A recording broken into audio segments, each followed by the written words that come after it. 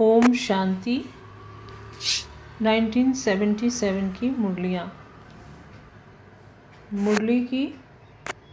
मुरली का टाइटल है महीनता ही महानता है। मुरली की डेट 23 जनवरी 1977। एक सेकंड में इस लोक से परलोक निवासी बनने वाली इंद्र सभा की परियों प्रति अव्यक्त बाप दादा बोले। गायन है इंद्रप्रस्थ की इंद्र सभा। इंद्र अर्थात सदा ज्ञान की बरसात बरसाने वाले, कांटों के जंगल में हरियाली लाने वाले, ऐसी इंद्र सभा जिसका गायन है परियों की सभा अर्थात सदा उड़ने वाली। परियों के पंख प्रसिद्ध हैं। इंद्रप्रस्थ में सिवाय परियों के और कोई भी मनुष्य निवास नहीं कर सकता। मनुष्य अर्थात जो अपने को आत्मा न समझ मानव अर्थात देह समझते हैं, ऐसे देह अभिमानी इंद्रप्रस्थ में निवास नहीं कर सकते। इंद्रप्रस्थ निवासियों को देह अभिमानी मनुष्यों की बदबू फौरन अनुभव होती है। ऐसे इंद्रप्रस्थ निवासी मनुष्यों की बदबू अर्थात देह की बदबू से भी दूर अपने को इंद्र सभा की परियां समझते हो। ज्ञान और योग के पंख मजबूत है। अगर पंख मजबूत नहीं होते तो उड़ना चाहते भी बार बार नीचे आ जाते हैं। देह अभिमान और देह की पुरानी दुनिया पुराने संबंधों से सदा ऊपर उठते रहते हो अर्थात इससे परे ऊंची स्थिति में रहते हो। जरा भी देह अभिमान अर्थात मनुष्यपन की बदबू तो नहीं। देह अभिमान इंद्रप्रस्थ निवासी नहीं हो सकता। ऐसे अनुभव होता है कि देह अभिमान बहुत गंदी बदबू है। जैसे बदबू से किनारा किया जाता है व मिटाने के साधन अपनाए जाते हैं, वैसे अपने को देह अभिमान से मिटाने का साधन अपनाते हो। यह साधारण सभा नहीं, यह अलौकिक सभा है, फरिश्तों की सभा है। अपने को फरिश्ता अनुभव करते हो। एक सेकंड में इस देह की दुनिया से परे अपने असली स्थिति में स्थित हो सकते हो। यह ड्रिल करनी आती है। जब चाहो, जहाँ चाहो, जितना समय चाहो वैसे स्थित हो सकते हो। आज अमृत वेले बाप दादा बच्चों की ड्रिल देख रहे थे। क्या देखा? ड्रिल करने के लिए समय की सीटी पर पहुँचने वाले नंबरवार पहुँच रहे थे। पहुँचने वाले काफ़ी थे, लेकिन 3 प्रकार के बच्चे देखे। एक थे समय बिताने वाले, दूसरे थे संयम निभाने वाले, तीसरे थे स्नेह निभाने वाले। हर एक का पोज अपना अपना था। बुद्धि को ऊपर ले जाने वाले बाप से बाप समान मिलन मनाने वाले कम थे। रूहानी ड्रिल करने वाले ड्रिल करना चाहते थे लेकिन कर नहीं पा रहे थे। कारण क्या होगा? जैसे आजकल स्थूल ड्रिल करने के लिए भी हल्कापन चाहिए, मोटापन नहीं चाहिए। मोटापन भी बोझ होता है। वैसे रूहानी ड्रिल में भी भिन्न भिन्न प्रकार के बोझ वाले अर्थात मोटी बुद्धि ऐसे बहुत प्रकार के थे। जैसे मोटे शरीर की भी वैरायटी होती है, वैसे ही आत्माओं के भारीपन के पोज भी वैरायटी थे। अगर अलौकिक कैमरा से फोटो निकालो व शीश महल में यह वैरायटी पोज देखो तो बड़ी हंसी आए। जैसे आपकी दुनिया में वैरायटी पोज खूब हंसी का खेल दिखाते हैं ना, वैसे यहाँ भी खूब हंसते हैं। देखेंगे हंसी का खेल? पूछ रहे हैं बाबा। बहुत ऐसे भी थे जो मोटेपन के कारण अपने को मोड़ना चाहते हुए भी मोड़ नहीं सकते। ऊपर जाने के बदले बार बार नीचे आ जाते थे। बीज रूप स्टेज को अनुभव करने के बदले विस्तार रूपी वृक्ष में अर्थात अनेक संकल्पों के वृक्ष में उलझ जाते हैं। यह मोटी बुद्धि वालों के पोज सुना रहे हैं।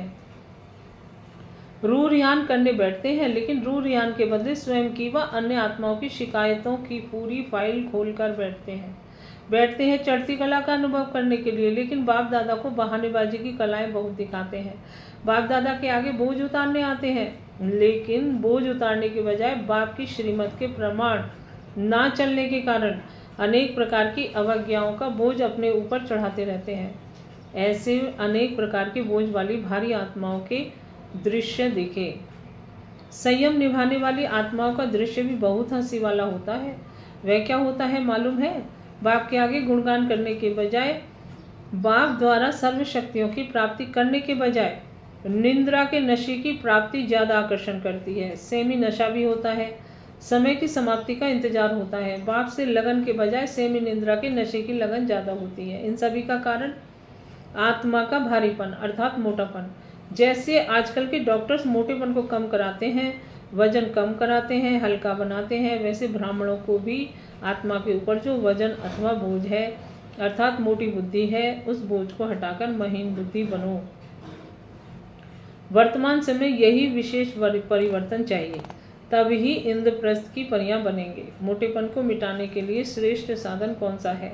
खान पान का परहेज और एक्सरसाइज। परहेज में भी अंदाज फिक्स होता है, वैसे यहाँ भी बुद्धि द्वारा बार बार अशरीरीपन की एक्सरसाइज करो और बुद्धि का भोजन संकल्प है, उनकी परहेज रखो। जिस समय जो संकल्प रूपी भोजन स्वीकार करना हो उस समय वही स्वीकार करो। व्यर्थ संकल्प रूपी एक्स्ट्रा भोजन ना हो तो व्यर्थ संकल्पों के भोजन की परहेज हो। परहेज के लिए सेल्फ कंट्रोल चाहिए, नहीं तो परहेज पूर्ण रीति कर नहीं सकते। तो सेल्फ कंट्रोल अर्थात जिस समय जैसे चाहे वहाँ बुद्धि लगा सकें, तब ही महीन बुद्धि बन जाएंगे। महीनता ही महानता है। जैसे शरीर की रीति से हल्कापन पर्सनैलिटी है, वैसे बुद्धि की महानता व आत्माओं का हल्कापन ब्राह्मण जीवन की पर्सनैलिटी है। तो अब क्या करना है? अनेक प्रकार के मोटेपन को हटाओ। मोटेपन का विस्तार फिर सुनाएंगे कि किस प्रकार का मोटापन है। बोझ के अनेक प्रकार हैं, उसका विस्तार फिर सुनाएंगे। तो आज के ड्रिल का समाचार क्या हुआ? बोझ का मोटापन, इसको मिटाने का ही लक्ष्य रख। स्वयं को फरिश्ता अर्थात हल्का बनाओ। अच्छा, ऐसे इंद्रप्रस्थ की परियां सेकंड में इस लोक से पार परलोक निवासी करने वाली, सदा बाप समान बन बाप से मिलन मनाने वाली महीन बुद्धि अर्थात महान आत्माओं को बाप दादा का याद प्यार और नमस्ते। ओम शांति। अब नेक्स्ट मुरली है। मुरली का टाइटल अंतर्मुक्ता द्वारा सूक्ष्म शक्ति की लीलाओं का अनुभव। मुरली की डेट है 26 जनवरी 1977। साइलेंस शक्ति द्वारा आत्माओं की सेवा करने की विधि बताते हुए विश्व कल्याणकारी पिता शिव बाबा बोले, अपनी वास्तविक साइलेंस की शक्ति को अच्छी तरह से जान गए हो। पूछ रहे बाबा, अपनी वास्तविक साइलेंस की शक्ति को अच्छी तरह से जान गए हो? जैसे वाणी की शक्ति का, कर्म की शक्ति का प्रत्यक्ष प्रमाण दिखाई देता है, वैसे सभी से पावरफुल साइलेंस शक्ति का प्रत्यक्ष प्रमाण देखा है, अनुभव किया। जैसे वाणी द्वारा किसी आत्मा को परिवर्तन कर सकते हो, वैसे साइलेंस की शक्ति द्वारा अर्थात मनसा द्वारा किसी आत्मा की वृत्ति दृष्टि को परिवर्तन करने का अनुभव है। वाणी द्वारा तो जो सामने हो उनका परिवर्तन करेंगे, लेकिन मनसा द्वारा व साइलेंस की शक्ति द्वारा कितनी भी स्थूल में दूर रहने वाली आत्मा हो, उनको सम्मुख का अनुभव करा सकते हो। जैसे साइंस के यंत्रों द्वारा दूर का दृश्य सम्मुख अनुभव करते हो, वैसे साइलेंस की शक्ति से भी दूरी समाप्त हो सामने का अनुभव आप ही करेंगे और अन्य आत्माएं भी करेंगी। इसको ही योग बल कहा जाता है। लेकिन जैसे साइंस के साधन का यंत्र भी तब काम करेगा जिसका कनेक्शन मेन स्टेशन से होगा, इसी प्रकार साइलेंस की शक्ति द्वारा अनुभव तब कर सकेंगे जबकि बाप दादा से निरंतर क्लियर कनेक्शन होगा। वहाँ सिर्फ कनेक्शन होता है, लेकिन यहाँ कनेक्शन अर्थात रिलेशन सभी क्लियर अनुभव होंगे, तब मनसा शक्ति का प्रत्यक्ष प्रमाण देख सकेंगे। अभी तक मनसा शक्ति द्वारा आत्माओं का आह्वान कर परिवर्तन करने की यह सूक्ष्म सेवा बहुत करते हो। जब आत्मिक शक्ति वाली सेमी प्योर आत्माएं अपनी साधना द्वारा आत्माओं का आह्वान कर सकती हैं, अल्पकाल के साधनों द्वारा दूर बैठी आत्माओं को चमत्कार दिखाकर अपनी तरफ आकर्षित कर सकती हैं, तो परमात्म शक्ति अर्थात सर्वश्रेष्ठ शक्ति क्या नहीं कर सकती। इसके लिए विशेष एकाग्रता चाहिए, संकल्पों की भी एकाग्रता, स्थिति की भी एकाग्रता। एकाग्रता का आधार है अंतर्मुखता। अंतर्मुखता में रहने से ही अंदर बहुत कुछ विचित्र अनुभव करेंगे। जैसे दिव्य दृष्टि में सूक्ष्म वतन, सूक्ष्म सृष्टि अर्थात सूक्ष्म लोक की अनेक विचित्र लीलाएं देखते हो, वैसे अंतर्मुख द्वारा सूक्ष्म शक्ति की लीलाएं अनुभव करेंगे। आत्माओं का आह्वान करना, आत्माओं से रूढ़ियान करना, आत्माओं के संस्कार स्वभाव को परिवर्तन करना, आत्माओं का बाप से कनेक्शन जुड़वाना, ऐसे रूहानी लीला का अनुभव कर सकते हो। अप्राप्त आत्मा को, अशांत दुखी रोगी आत्मा को दूर बैठे भी शांति शक्ति निरोगीपन का वरदान दे सकते हो। जैसे शक्तियों के जड़ चित्रों में वरदान देने का स्थूल रूप हस्तों के रूप में दिखाया है, हस्त भी एकाग्र रूप दिखाते हैं। वरदान का पोज हस्त, दृष्टि और संकल्प एकाग्र ही दिखाते हैं। ऐसे चैतन्य रूप में एकाग्र चित्त की शक्ति को बढ़ाओ तो रूहों की दुनिया में रूहानी सेवा होगी। रूहानी दुनिया मूल वतन नहीं, लेकिन रूह को आह्वान करके रूहानी सेवा करो। यह रूहानी लीला का अनुभव करो। यह रूहानी सेवा फास्ट स्पीड में कर सकते हो तो वाचा और कर्मणा की सेवा में जो तेरी मेरी का टकराव होता है, नाम मान शान का टकराव होता है, स्वभाव संस्कारों का टकराव होता है, समय व संपत्ति का अभाव होता है, इसी प्रकार के जो विघ्न पड़ते हैं यह सर्व विघ्न समाप्त हो जाएंगे। रूहानी सेवा का एक संस्कार बन जाएगा। इसी संस्कार में भी तत्पर रहेंगे। इस वर्ष यह पावरफुल सर्विस भी आरंभ करो। जो भी आत्माएं वाणी द्वारा व प्रैक्टिकल लाइफ के प्रभाव द्वारा संपर्क में आई हैं व संपर्क में आने की उम्मीदवार हैं, उन आत्माओं को रूहानी शक्ति का अनुभव कराओ। मेहनत का अनुभव, महानता का अनुभव कराया है। अब मेहनत तथा महानता के साथ रूहानियत का भी अनुभव कराओ। तीनों बातों का अनुभव हो। इस शिवरात्रि पर ऐसी स्थूल और सूक्ष्म स्टेज बनाओ जिससे आने वाली आत्माओं को अपने स्वरूप रूह और रूहानियत का अनुभव हो। वाणी द्वारा वाणी से परे जाने का अनुभव हो। ऐसे संपर्क में आने वाली आत्माओं का विशेष प्रोग्राम रखो। लक्ष्य रखो कि अनुभव कराना है, न कि सिर्फ भाषण करना है। चाहे छोटे छोटे संगठन बनाओ, लेकिन रूहानियत और रूहानी बाप के संबंध और अनुभव में समीप लाओ। कुछ नवीनता करो। स्थान और स्थिति दोनों से दूर से ही रूहानियत का आकर्षण हो। जनरल संदेश देने की बात अलग है, वह करना है भले करो, लेकिन यह जरूर करो। इसके लिए निमित्त बनी हुई आत्माओं को अर्थात सर्विसेबल आत्माओं को विशेष उस दिन एकाग्रता की अंतर्मुखता का व्रत रखना पड़ेगा। इस व्रत से वृत्तियों को परिवर्तन करेंगे। जैसे भक्त लोग स्थूल भोजन का व्रत रखते हैं, तो सर्विसेबल ज्ञानी तो आत्माओं को व्यर्थ संकल्प, व्यर्थ बोल, व्यर्थ कर्म की हलचल से परे एकाग्रता अर्थात रूहानियत में रहने का व्रत लेना पड़े। तब आत्माओं को ज्ञान सूर्य का चमत्कार दिखा सकेंगे। कोई अलौकिक प्लान बनाओ। जैसे भक्ति में अगरबत्ती की खुशबू दूर से आकर्षण करेगी। समझा अब क्या करना है? संपर्क वालों को संबंध में लाओ। अनुभवों द्वारा उन विशेष आत्माओं को आवाज फैलाने के निमित्त बनाओ। अच्छा, ऐसे रूहानियत में एकाग्रता का अनुभव कराने वाले, हर संकल्प और हर सेकंड रूहानी सेवा में तत्पर रहने वाले, रूह को अनुभवों द्वारा राहत देने वाले ऐसे रूहानी सेवाधारियों को बाप दादा का याद प्यार और नमस्ते। ओम शांति। अभी नेक्स्ट मुरली का टाइटल है ब्राह्मणों का धर्म और कर्म। मुरली की डेट है 28 जनवरी 1977।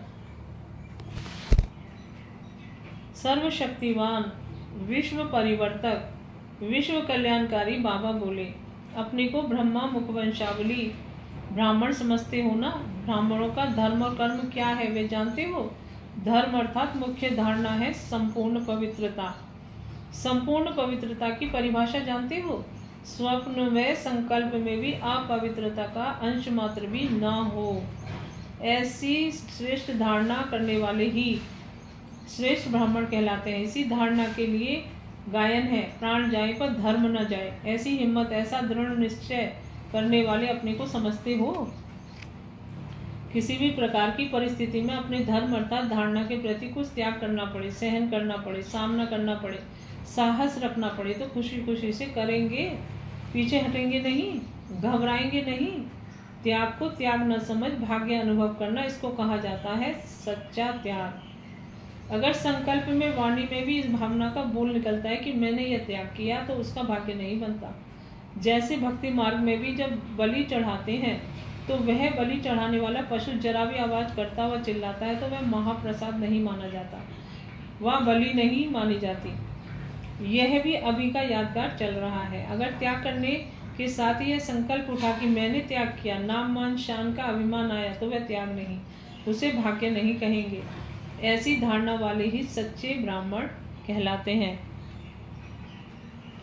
ब्राह्मणों द्वारा यज्ञ की रचना कराते हो। इस महायज्ञ में पुरानी दुनिया की आहुति पड़ने के बाद यज्ञ समाप्त होना है। पहले अपने आप से पूछो, पुरानी दुनिया की आहुति के पहले निमित्त बने हुए ब्राह्मणों ने अपने पुराने व्यर्थ संकल्प व विकल्प, जिसको भी संकल्पों की सृष्टि कहा जाता है, इन पुराने संकल्पों की सृष्टि को, पुराने स्वभाव संस्कार रूपी सृष्टि को महायज्ञ में स्वाहा किया है। अगर अपने हद की सृष्टि को स्वाहा न किया व अपने पास रही सामग्री की आहुति नहीं डाली, तो बेहद की पुरानी सृष्टि की आहुति कैसे पड़ेगी। यज्ञ की समाप्ति का आधार हर एक निमित्त ब्राह्मण है, तो चैरिटी बिगिंस एट होम करना पड़े तो अपने मन के अंदर चेक करो कि आहुति डाली है। अंतिम, संपूर्ण अंतिम आहुति कौन सी है, उसको जानते हो। जैसे आत्मज्ञानी आत्मा का परमात्मा में समा जाना ही आत्मा की संपूर्ण स्थिति मानते हैं, इस अंतिम आहुति का स्वरूप है मैंपन समाप्त हो। बाबा बाबा मुख से ये बोल और वह मन से निकले, अर्थात बाप में समा जाए। इसको कहा जाता है समा जाना, अर्थात समान बन जाना। इसको कहा जाता है अंतिम आहुति। संकल्प स्वप्न में भी देह भान का मैंपन ना हो, अनादि आत्मिक स्वरूप की स्मृति हो। बाबा बाबा अनहद शब्द हो। यदि आदि ब्राह्मण स्वरूप को धर्म और कर्म की धारणा हो, आदि ब्राह्मण स्वरूप को धर्म और कर्म की धारणा हो, इसको कहा जाता है सच्चे ब्राह्मण। ऐसे सच्चे ब्राह्मण ही यज्ञ की समाप्ति निमित्त बनते हैं। यज्ञ रचने वाले तो बने, अब समाप्ति के भी निमित्त बनो, अर्थात अपनी अंतिम आहुति डालो, तो बेहद की पुरानी दुनिया की आहुति भी पड़ जाएगी। समझा अब क्या करना है। संपूर्ण बनने का यही सहज साधन है, संपूर्ण आहुति देना। इसको ही संपूर्ण स्वाहा कहा जाता है। तो स्वाहा हो गए या भी होना है। अंतिम आहुति अंतिम घड़ी पर ही डालनी है क्या? जब स्वयं डालेंगे तब दूसरों से डलवा सकेंगे, फिर करेंगे। ऐसा ना सोच, अब करना ही है। जैसे सुनने के लिए चातरक हो, मिलने के लिए प्लान्स बनाते हो, हमारा टर्न पहले हो, तो जैसे यह सोचते हो वैसे मिटने में भी पहले टर्न लो, करने में फर्स्ट टर्न लो। अच्छा, ऐसे संपूर्ण स्वाहा होने वाले, संपूर्ण आहुति डालने वाले, स्वयं के परिवर्तन से विश्व परिवर्तन के निमित्त बनने वाले सच्चे ब्राह्मणों को, बाप समान संपूर्ण ब्राह्मणों को, सर्वश्रेष्ठ धर्म और कर्म में स्थित रहने वाले ब्राह्मणों को बाप दादा का याद प्यार और नमस्ते। ओम शांति। अभी नेक्स्ट मुरली है। मुरली का टाइटल है मधुबन की महिमा। मुरली की डेट है 29 जनवरी 1977। नॉलेजफुल निराकारी निर्विकारी बाबा मधुबन निवासी बच्चों से बोले, सभी सदा खुश हो ना। जो तीनों कालों के राज को जान गए तो राजी हो गए हो ना। कभी भी कोई नाराज होता है अर्थात ड्रामा के राज को भूल जाता है। जो सदा ड्रामा के राज को और तीनों कालों को जानता है वह राजी रहेगा ना। नाराज होने का कारण राज को नहीं जानना है। तीनों कालों के ज्ञाता बनने वाले को त्रिकालदर्शी कहा जाता है। वह सदा राजी और खुश रहता है। मधुवन निवासी अर्थात सदा खुश और राजी रहने वाले। दूसरे से नाराज होना अर्थात अपने को राज जानने की स्टेज से नीचे लाना। तख्त छोड़कर नीचे आते हो तब नाराज होते हो। त्रिकालदर्शी अर्थात नॉलेजफुल की स्टेज एक तख्त है, ऊंचाई है। जब इस तख्त को छोड़कर नीचे आते हो तब नाराज होते हो। जैसा स्थान वैसी स्थिति होनी चाहिए। मधुवन को स्वर्ग भूमि कहते हो। यह तो मानते हो मधुवन स्वर्ग का मॉडल है, तो स्वर्ग में माया आती है क्या? इसकी भी अविद्या होनी चाहिए कि माया क्या है। स्वर्ग में माया का ज्ञान नहीं होता। इस भूमि को साधारण समझने के कारण माया आती है। मधुवन वरदान भूमि को साधारण नहीं समझो। मधुवन की स्मृति भी समृद्धि दिलाती है।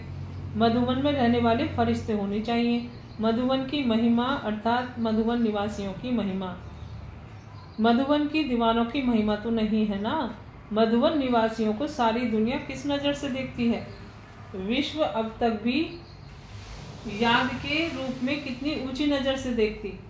भक्त भी मधुवन निवासियों के गुणगान करते हैं। ब्राह्मण परिवार भी ऊंची नज़र से देखता है। अगर आपकी भी इतनी ऊंची नज़र हो तो फरिश्ता तो हो ही गए ना। मधुवन निवासी यज्ञ निवासी भी कहे जाते हैं। यज्ञ में रहने वालों को अपनी आहुति डालनी है, तब फिर दूसरे फॉलो करेंगे। यादगार के यज्ञ में भी आहुति सफल तब होती है जब मंत्र जपते हैं। यहाँ भी सदा मन मनाभव मंत्र स्मृति में रहे तब आहुति सफल होती है। मधुवन निवासी तो निरंतर मंत्र में स्थित होने वाले हैं, सिर्फ बोलने वाले नहीं, लेकिन मंत्र स्वरूप हो। अभी तो बाप ने रियलाइजेशन कोर्स दिया है, तो अपने को रियलाइजेशन कर चेंज किया, सभी ठीक है। कोई ठीक कहता है तो बाप दादा तो कहते हैं मुख में गुलाब, कहने से भी ठीक हो ही जाएगा।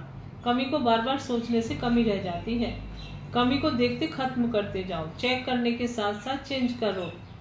कोई कमाल करके दिखाना है ना। इतने समय में जितना भी साथ मिला कमाल की, कोई ऐसा काम जो कमाल का गाया जाए या करते हुए भी भूल जाते हो। अपने को सदा गुण मूर्त देखते ऊंची स्टेज पर स्थित रहते रहो, नीचे नहीं आओ। सुनाया था ना कि जो रॉयल फैमिली के बच्चे होते हैं वे कब धरती पर मिट्टी पर पाँव नहीं रखेंगे। यहाँ देह भान मिट्टी है, इसमें नीचे नहीं आओ। इस मिट्टी से सदा दूर रहो। संकल्प से भी देह अभिमान में आए अर्थात मिट्टी में पांव रखा। वाचा कर्मणा में आना अर्थात मिट्टी खाली। रॉयल फैमिली के बच्चे कभी मिट्टी नहीं खाते। सदा स्मृति में रहो कि ऊंचे से ऊंचे बाप की ऊंची स्टेज वाले बच्चे हैं, तो नीचे नजर नहीं आएगी। पुरानापन तो स्वप्न में भी खत्म कर देना है। जो योगी तू आत्मा ज्ञानी तू आत्मा होगा, उनका स्वप्न भी नई दुनिया नई जीवन का होगा। जब स्वप्न ही बदल गया तो संकल्प की बात ही नहीं। मधुवन निवासियों के स्वप्न भी श्रेष्ठ, बाप दादा भी उसी नजर से देखते हैं। मधुवन निवासी नाम की महिमा है, जो अंत समय तक भी नामधारी वृंदावन व मधुवन सिर्फ नाम पर अपना शरीर निर्वाह करते रहते हैं। नाम की इतनी महिमा है जो मधुवन निवासियों का नाम ही महान है। जब नाम की इतनी महिमा है तो स्वयं स्वरूप की क्या होगी। अच्छा, सभी संतुष्ट तो हो ही। अच्छा, ओम शांति। अभी नेक्स्ट मुरली का टाइटल है भक्तों को सर्व प्राप्ति कराने का आधार है इच्छा मात्रम अविद्या की स्थिति। साक्षात बाप समान सदा साक्षात्कार मूर्त, सर्व आत्माओं की कामनाओं को संपन्न करने वाले, सदा अपने भाग्य के गुणगान करने वाले, दाता के समान सदा देने वाले, महादानी वरदानी आत्माओं प्रति बाबा बोले अपने को हाईएस्ट ऑथोरिटी, ऊंचते ऊंच हस्ती समझते हो, अपनी प्योरिटी की पर्सनैलिटी को जानते हो, अपनी अविनाशी प्रॉपर्टी को बाप द्वारा प्राप्त कर संपन्न अनुभव करते हो। इस पुरानी दुनिया में अल्पकाल के हद की पढ़ाई और हद के पोजीशन की ऑथोरिटी समझते हैं। उनके आगे आप सभी की ऑथोरिटी ऑलमाइटी ऑथोरिटी बेहद की और अविनाशी है। ऐसी ऑथोरिटी में सदा रहते हुए हर कर्म करते हो। बाप दादा हर बच्चे को बेहद का मालिक बनाता है। बेहद की मालिकपन में बेहद की खुशी रहती है। अपनी खुशी के खजाने को जानते हो ना। बाप बच्चों के भाग्य की रेखाएं देखते हुए हर्षित होते हैं कि श्रेष्ठ भाग्य बनाने वाले कोटों में कोई कोई आत्माएं हैं। बाप बच्चों को देख ज्यादा हर्षित होते हैं या बच्चे अपने भाग्य को देख ज्यादा हर्षित होते हैं? कौन ज्यादा हर्षित होते हैं? आप ऐसी श्रेष्ठ आत्माएं हो जो आपके हर कर्म चरित्र के रूप में गाए जाते हैं। हर चरित्र की अभी की ही पूजा होती है। अभी तक भी भक्त लोग आप दर्शनीय मूर्तियों का एक सेकंड दर्शन करने के लिए तड़प रहे हैं। ऐसे भक्तों की तड़प अनुभव करते हो? भक्तों को प्रसन्न करने के लिए दिल में रहम और कल्याण की शुभ भावना उत्पन्न होती है। भक्तों को प्रसन्न करने का साधन कौन सा है, उसको जानते हो? भक्तों को आप देवताओं द्वारा क्या प्राप्त होने की इच्छा है, इसको जानते हो? भक्तों की सर्व प्राप्ति करने का आधार भक्तों की भावना है। भक्तों को सर्व प्राप्ति कराने का आधार आपकी इच्छा मात्रम अविद्या की स्थिति है। जब स्वयं इच्छा मात्रम अविद्या हो जाते हो तभी अन्य आत्माओं की सर्व इच्छाएं पूर्ण कर सकते हो। इच्छा मात्रम अविद्या अर्थात संपूर्ण शक्तिशाली बीज रूप स्थिति। जब तक मास्टर बीज रूप नहीं बनते, बीज के बिना पत्तों को कुछ प्राप्ति नहीं हो सकती। अनेक भक्त आत्माएं रूपी पत्ते जो सूख गए, मुरझा गए, उनको फिर से अपने बीज रूप स्थिति द्वारा शक्तियों का दान दो। जैसे जड़ चित्रों के दर्शन पर भक्तों की क्यों लग जाती है, वैसे आपको चैतन्य में भी अपने भक्तों की क्यों अनुभव होती है? क्या अभी तक भी भक्तों के पुकार के गीत सुनना अच्छा लगता है? बाप दादा जब विश्व का सैर करते हैं तो भक्तों का भटकना पुकारना देखते और सुनते हैं तो तरस आता है। आप कहेंगे कि बाप दादा ही साक्षात करा दे और भक्तों की इच्छा पूर्ण कर दे, ऐसे सोचते हो?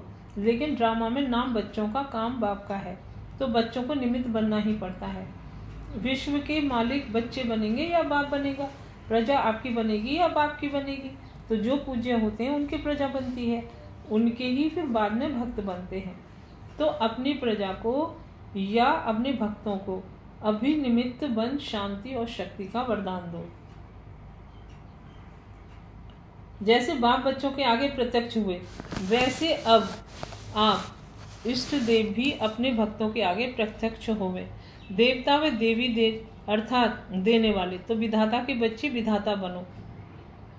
अपने लाइट का क्राउन दिखाई देता है, रत्न जड़ित ताज। इस लाइट के ताज के आगे कुछ भी कोई बड़ी बात नहीं लगेगी। जितना संकल्प बोल कर्म में प्योरिटी को धारण करते जाते हो, उतना यह लाइट का क्राउन स्पष्ट होता जाता है। बाप दादा भी सभी बच्चों के नंबरवार क्राउन देखते हैं। जैसे भविष्य में राज्य के ताज भी नंबरवार होंगे, वैसे यहाँ भी नंबरवार है। तो अपने नंबर जानते हो? छोटा ताज है या बड़ा ताज है? ताज है तो सभी के ऊपर। जब से बाप के बच्चे बने, पवित्रता की प्रतिज्ञा की, तो रिटर्न में ताज प्राप्त हो ही जाता है। सुनाया था ना, ऑलमाइटी अथॉरिटी के बच्चे बनने से अर्थात अलौकिक जन्म होते ही ताज, तख्त और तिलक जन्म सिद्ध अधिकार के रूप में प्राप्त होता है। ऐसे अपने भाग्य के चमकते हुए सितारे को देखते हो।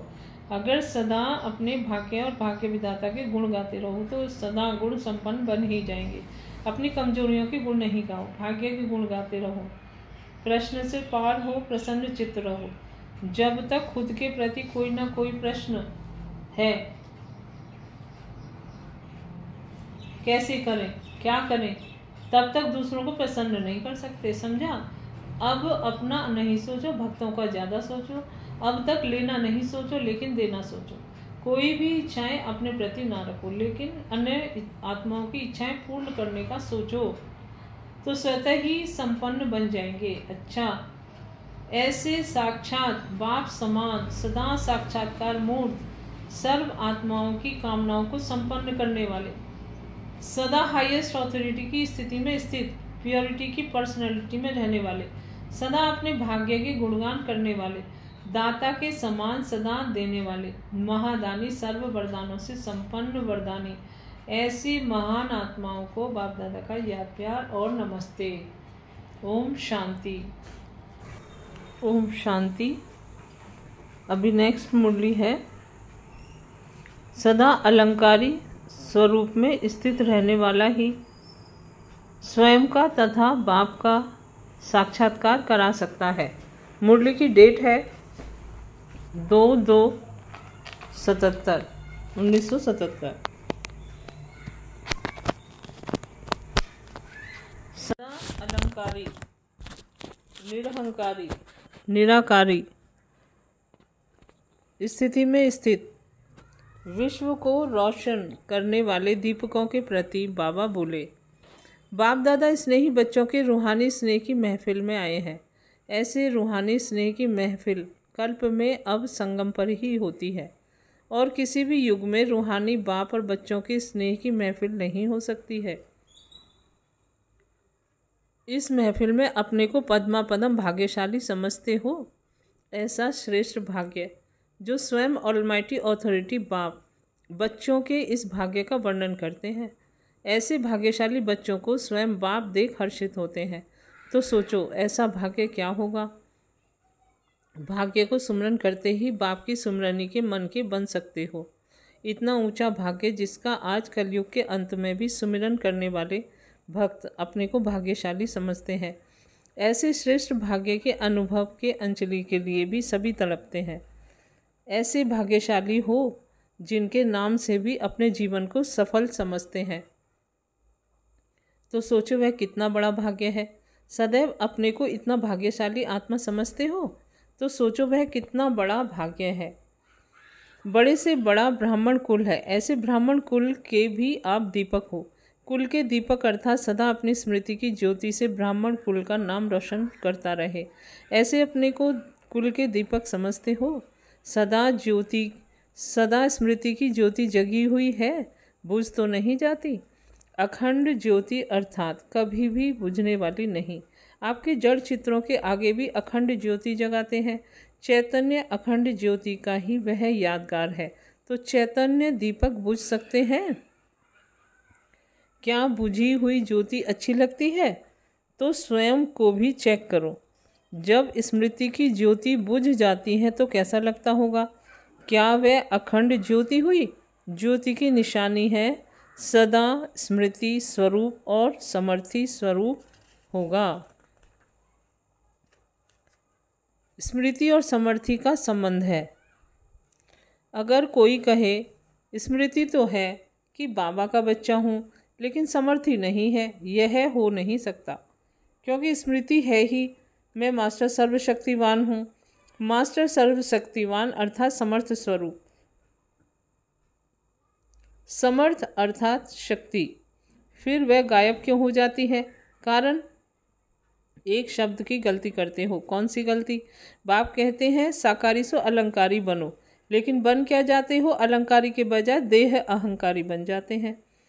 बुद्धि के अहंकारी, नाम और शान के अहंकारी बन जाते हो। सदा सामने अलंकारी रूप स्वरूप का सिंबल होते हुए भी अपने अलंकारों को धारण नहीं कर पाते। जैसे हद के राजकुमार और राजकुमारियां भी सदा सजे सजाए रॉयल्टी में होते हैं, वैसे ही ब्राह्मण कुल की श्रेष्ठ आत्माएं सदा अलंकारों से सजे सजाए होने चाहिए। यह अलंकार ब्राह्मण जीवन का श्रृंगार है, न कि देवता जीवन का। तो अपने अलंकार से श्रृंगार को सदा कायम रखो। लेकिन करते क्या हो? एक अलंकार को पकड़ते तो दूसरे अलंकार को छोड़ देते हैं। कोई 3 पकड़ सकते हैं तो कोई 4 पकड़ सकते हैं। बाप दादा भी बच्चों का खेल देखते रहते हैं। भुजा अर्थात शक्ति, जिस शक्ति के आधार से ही अलंकारी बन सकते हैं, वह शक्तियों रूपी भुजाएं हिलती रहती हैं। जब भुजाएं हिलती रहती हैं तो सदा अलंकारी कैसे बन सकते हैं? इसलिए कितनी भी कोशिश करते हैं अलंकारी बनने की, लेकिन बन नहीं सकते। तो एक शब्द कौन सा याद रखना है? किसी भी प्रकार के अहंकारी नहीं, लेकिन अलंकारी बनना है।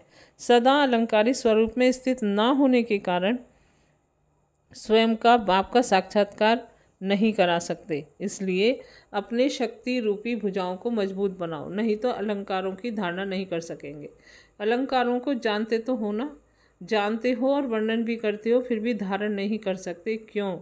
बाप दादा बच्चों की कमजोरी की लीला बहुत देखते हैं। जैसे प्रभु की लीला अपरंपार है, अपरम अपार है, तो बच्चों की भी लीला अपरम अपार है। रोज की नई रंगत होती है, माया के नई रंगत में रंग जाते हैं। स्वदर्शन चक्र के बजाय व्यर्थ दर्शन का चक्र चल जाता है। द्वापर से जो व्यर्थ कथाएं और कहानियाँ बड़ी रुचि से सुनने और सुनाने की आदत है, वह संस्कार अभी भी अंश रूप में आ जाता है। इसलिए कमल पुष्प समान अर्थात कमल पुष्प के अलंकारधारी नहीं बन सकते, कमल की बजाय कमजोर बन जाते हैं। मायाजीत बनने का दूसरे को संदेश देते, लेकिन स्वयं मायाजीत है या नहीं यह सोचते ही नहीं, इसलिए अलंकारी नहीं बन सकते। अलंकारी बनो, ना कि देह अहंकारी। ऐसे सदा अलंकारी, निरहंकारी, निराकारी स्थिति में स्थित होने वाले, सदा के विजयी, सदा जागते हुए दीपक, विश्व को रोशन करने वाले दीपक, बाप दादा के नैनों के दीपकों को बाप दादा का याद प्यार और नमस्ते। ओम शांति। अभी नेक्स्ट मुरली का टाइटल महानता का आधार। मुरली की डेट 5 फरवरी 1977। सदा काल के लिए महिमा के योग्य बनाने वाले, त्रिकालदर्शी बनाने वाले, सदा जागती ज्योत शिव बाबा, शिव पिता बोले, बच्चों की क्या क्या महिमा है जिस आधार से इतने महान बनते हैं। बाप उस महिमा को देख रहे हैं। आप सब अपने तीनों स्वरूपों की महिमा को जानते हो। एक है अनादि स्वरूप की महिमा, दूसरी है वर्तमान ब्राह्मण जीवन की महिमा, तीसरी है भविष्य आदि स्वरूप की महिमा। आदि स्वरूप की महिमा तो अभी तक भक्त भी गा रहे हैं। सर्वगुण संपन्न, 16 कला संपूर्ण, संपूर्ण निर्विकारी, मर्यादा पुरुषोत्तम, संपूर्ण अहिंसक, यह महिमा है अंतिम फरिश्ते स्वरूप की, अर्थात भविष्य आदि स्वरूप की।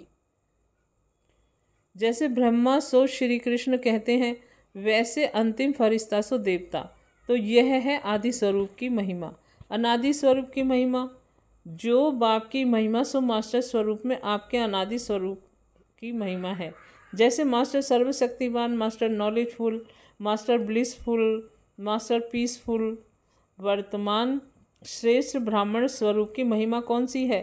ब्राह्मणों के जीवन के मुख्य 4 आधार हैं। ब्राह्मण कहा ही जाता है पढ़ने और पढ़ाने वाले को। ब्राह्मण जीवन अर्थात गॉडली स्टूडेंट लाइफ। पढ़ाई के जो मुख्य 4 सब्जेक्ट है, वही ब्राह्मण जीवन के 4 आधार है, और इसी आधार पर ब्राह्मण स्वरूप की महिमा है। वह है परमात्म ज्ञानी, सहज राजयोगी, दिव्य गुणधारी, चौथा है विश्व सेवाधारी। यह है वर्तमान ब्राह्मण जीवन की महिमा। अपने तीनों स्वरूपों की महिमा को जानते हुए अपनी महानताओं को देखो और चेक करो, कौन कौन से लक्षण प्रैक्टिकल लाइफ में निरंतर रूप में अपनाए हैं। परमात्म ज्ञानी का विशेष लक्षण कौन सा है, जिससे प्रत्यक्ष हो कि यह परमात्म ज्ञानी है? मुख्य लक्षण कौन सा है? हर सब्जेक्ट का लक्षण अलग होता है। परमात्म ज्ञानी अर्थात नॉलेजफुल, नॉलेजफुल अर्थात परमात्म ज्ञानी। ज्ञान की विशेष प्राप्ति क्या है? ज्ञान का फल क्या है? ज्ञान का फल अर्थात परमात्म ज्ञानी का मुख्य लक्षण हर संकल्प में, बोल में, कर्म में, संपर्क में मुक्ति और जीवन मुक्ति की स्टेज होगी, जिसको न्यारा और प्यारा कहते हैं। वह स्टेज है जीवन मुक्ति की, कर्म करते हुए भी बंधनों से मुक्त। अतः परमात्म ज्ञानी का विशेष लक्षण है सब में मुक्त और जीवन मुक्त स्थिति। ज्ञान अर्थात समझ। समझदार सदा स्वयं को बंधन मुक्त, सर्व आकर्षणों से मुक्त बनाने की समझ रखता है। तो परमात्म ज्ञानी का विशेष लक्षण हुआ मुक्त और जीवन मुक्त। इसी प्रकार सहज राजयोगी का लक्षण क्या होगा? योगी अर्थात योग युक्त अर्थात युक्ति युक्त। वह संकल्प और कर्म की समानता की सिद्धि स्वरूप होगा। अच्छा, दिव्य गुणधारी का मुख्य लक्षण क्या होगा? संतुष्ट रहना और सबको संतुष्ट करना। उनको सबकी संतुष्टता का आशीर्वाद प्राप्त होगा, अर्थात गॉडली यूनिवर्सिटी का सर्टिफिकेट प्राप्त होगा। विश्व सेवाधारी का विशेष लक्षण क्या है? विश्व सेवाधारी अर्थात निर्माण और अथक, सदा जागती ज्योत होकर रहेगा। जागती ज्योत माना केवल निद्रा जीत नहीं, लेकिन सर्व विघ्न जीत, उसको कहते हैं जागती ज्योत। स्मृति रहना भी जागना है। तो अब इन सभी लक्षणों को सामने रखते हुए देखो कि गॉडली यूनिवर्सिटी की संपूर्ण डिग्री ली है। 4 सब्जेक्ट्स के आधार पर जो महिमा बताई वही ब्राह्मण जीवन की डिग्री है। तो यह डिग्री ली है। यह वर्तमान समय की डिग्री है। फरिश्ते स्वरूप की डिग्री तो है तो और है, किंतु अभी तो हर एक अपने को ज्ञानी योगी सेवाधारी तो कहते हो ना। तो जो अपने को कहते हो, समझते हो, चैलेंज करते हो कि सभी शास्त्र ज्ञानी हैं, हम परमात्म ज्ञानी हैं, वे सब हठ योगी हैं, हम दिव्य गुणधारी अर्थात कमल पुष्प समान, कमल फूल समान जीवन वाले हैं, हम विश्व कल्याणकारी अर्थात सेवाधारी हैं। इसलिए जो चैलेंज करते हो वे ही लक्षण दिखाई देने चाहिए। क्या यह कठिन है? यह तो ब्राह्मणों का निजी धर्म और कर्म है। जो जन्म जाति का धर्म और कर्म होता है वह मुश्किल नहीं होता। वर्तमान महिमा को निजी निरंतर धर्म और कर्म बनाओ। वर्तमान महिमा को निजी निरंतर धर्म और कर्म बनाओ, समझा? अच्छा, ऐसे लक्ष्य और लक्षण को समान बनाने वाले, तीनों स्वरूपों की महिमा से महान बनाने वाले, सदा मुक्त, जीवन मुक्त, युक्ति युक्त, सदा संतुष्ट, सदा अथक निर्माण, सदा जागती ज्योति, श्रेष्ठ ब्राह्मणों को आदि पिता और अनादि पिता का याद प्यार और नमस्ते। ओम शांति। नेक्स्ट मुरली है। मुरली का टाइटल है रियलाइजेशन द्वारा लिबरेशन। मुरली की डेट 6 फरवरी 1977। विश्व अधिकारी सर्वगुण संपन्न बनने वाले श्रेष्ठ आत्माओं के प्रति बाप दादा बोले। आज बाप दादा हर एक गॉडली स्टूडेंट के रिजल्ट को देख रहे हैं। कोर्स किया, रिवाइज कोर्स भी किया, रियलाइजेशन कोर्स भी किया, उसका रिजल्ट क्या हुआ? हर एक ने अपने को रियलाइजेशन किया, हर एक ने अपने को रियलाइज़ किया कि पढ़ाई के अनुसार किस स्टेज को पा सकेंगे। राज्य पद के संस्कार या प्रजा पद के संस्कार, दोनों में से मुझ आत्मा में कौन से संस्कार भरे हैं यह जानते हो? राज्य पद के संस्कार अर्थात श्रेष्ठ पद के संस्कार क्या दिखाई देंगे? अधिकारी और सत्कारी, निराकारी और निरहंकारी। ये विशेष धारणाएं राज्य पद का विशेष आसन है। यह आसन ही सिंहासन की प्राप्ति कराता है। चारों ही बातों का बैलेंस हो, ऐसे आसन मजबूत है या हिलता रहता है? बाप दादा आज रिजल्ट पूछ रहे हैं। रियलाइजेशन कोर्स का होमवर्क दिया था, उसका रिजल्ट क्या हुआ? आप सब तो फाइनल पेपर के लिए तैयार थे, फिर अपना रिजल्ट क्या देखा? अपनी स्थिति का क्या अनुभव किया? बाप समान बाप के साथ साथ जाने वाले बने हो? अगर समान नहीं तो साथ के बजाय वाया में रुकना पड़ेगा। वाया इसलिए करना पड़ेगा क्योंकि खाता क्लियर नहीं हुआ होगा। रिफाइन नहीं तो फाइन भरना पड़ेगा, इसलिए साथ नहीं चल सकेंगे। वायदा किया है, साथ चलेंगे या रुक कर चलेंगे? बाप से पूछते हैं कि आप पुराने बच्चों से क्यों नहीं मिलते, तो बाप भी रिजल्ट पूछते हैं, रिफाइन बने हो? क्या अभी कोई कोर्स की आवश्यकता है? रियलाइजेशन के बाद और क्या रह जाता है? अंतिम रिजल्ट का स्वरूप है लिबरेशन अर्थात सबसे मुक्त। आज बाप दादा और बच्चों का अंतर देख रहे थे। बाप दादा बाप और बच्चों का अंतर देख रहे थे। बाप क्या कहते हैं और बच्चे क्या करते हैं। रिजल्ट क्या देखी होगी? मज़ेदार रिजल्ट होगी ना? बताएं या समझते हो? समझते हुए भी करते रहे तो क्या कहेंगे? मेजॉरिटी साधारण पुरुषार्थी हैं। मुख्य कारण क्या है? बाप कहते हैं प्रभु पसंद बनो, विश्व पसंद बनो, लेकिन करते क्या है? आराम पसंद बन जाते हो जाएगा। किसने किया है? सब ऐसे ही हैं, औरों से तो हम ठीक हैं। ऐसे अनेक प्रकार की गिरती कला के डनलप के तकिए लगाकर आराम पसंद हो गए हैं। बाप कहते हैं कनेक्शन जोड़ो, गुणों और शक्तियों का वरदान लो और दो। लेकिन कई बच्चे कनेक्शन के महत्व को नहीं जानते। कनेक्शन जोड़ना आता नहीं, लेकिन करेक्शन करना बहुत आता है। दूसरों की करेक्शन करने वाले कनेक्शन का अनुभव नहीं कर सकते। बाप कहते सदा याद की साधना में रहो, लेकिन साधना के स्थान पर अल्पकाल के साधनों में ज़्यादा बिजी रहते हैं। साधनों के आधार पर साधना बना लेते हैं, साधन ज़्यादा आकर्षित करते हैं। ऐसे साधकों की साधना सफल नहीं होती। जीवन मुक्त के स्थान पर बंधन मुक्त आत्मा बन जाते हैं। समझा? बाप क्या कहते हैं और बच्चे क्या करते हैं? रिजल्ट सुनी? बाप दादा श्रेष्ठ आत्माओं को सदा श्रेष्ठ नज़र से देखते हैं, श्रेष्ठ तकदीर की रेखाएं देखते हैं। यही आत्माएं विश्व के सामने चमकते हुए सितारे हैं। विश्व आपके कल्प पहले वाले संपन्न स्वरूप, पूज्य स्वरूप का स्मरण कर रहा है। इसलिए अपना संपन्न स्वरूप प्रैक्टिकल में प्रख्यात करो। बीती हुई कमजोरियों पर फुल स्टॉप लगाओ, तब संपन्न रूप का साक्षात्कार होगा। सब पुराने संस्कार और स्वभाव दृढ़ संकल्प रूपी आहुति से समाप्त करो। दूसरों की कमजोरी की नकल मत करो। अवगुण धारण करने वाली बुद्धि का नाश करो। दिव्य गुण धारण करने वाली सतो प्रधान बुद्धि धारण करो। अधिकारी और सत्कारी दोनों का बैलेंस बराबर रखना है। दूसरों की कमजोरी को विस्तार में नहीं लाओ और अपनी कमजोरी को छिपाओ नहीं।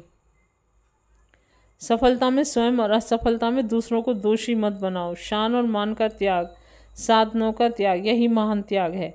साकार बाप के समान अल्पकाल की महिमा के त्यागी बनो, तब ही श्रेष्ठ भाग्यवान बन सकेंगे। शिव बाबा इन बातों से लिबरेशन चाहते हैं। इस अंतिम कोर्स के लिए समय मिला है। ऐसे विश्व अधिकारी, सत्कार दे विश्व के द्वारा सत्कारी बनने वाले, निर्माण से विश्व द्वारा नमन योग्य बनने वाले, बीती को समाप्त करने वाले, सर्व गुणों में संपन्न बनने वाले, सदा समान और साथी रहने वाले श्रेष्ठ भाग्यशाली आत्माओं को बाप दादा का याद प्यार और नमस्ते। ओम शांति।